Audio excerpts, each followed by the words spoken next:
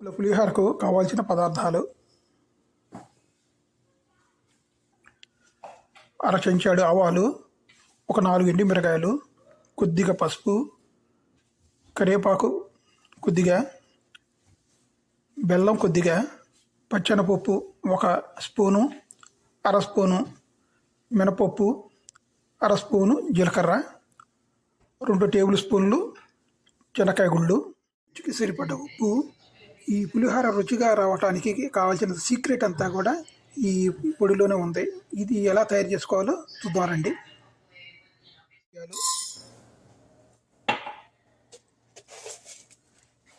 ఒక చెంచాడు మెంతులు, ఒక చెంచాడు జీలకర్ర,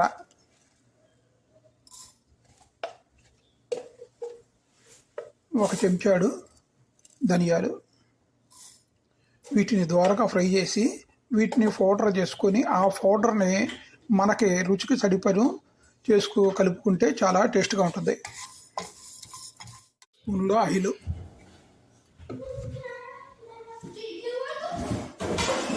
ఆవాలు,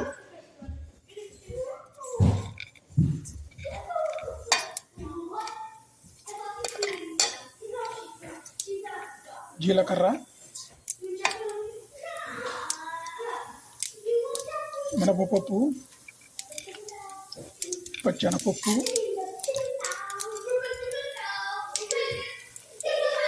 శనక్కాయ గుళ్ళు,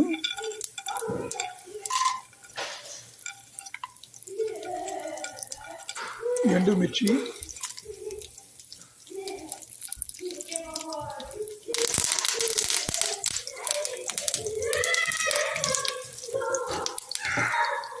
చాలా ఆయిల్లో 5 పచ్చిమిరకాయలు, మనం ఇందాక గుత్తి తీసుకుని ఇచ్చుకున్న చింతపండు,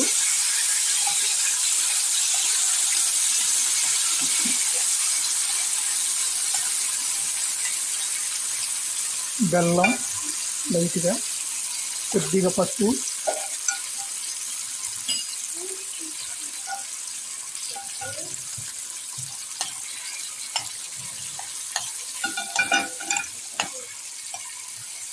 రుచికి సరిపడా ఉప్పు,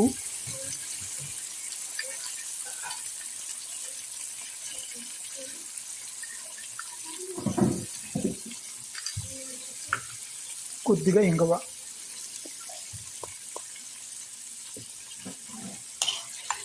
చింతపండు పచ్చి వాసన పోయే వరకు మనం ఉడకబెట్టుకుంటే సరిపోతుంది.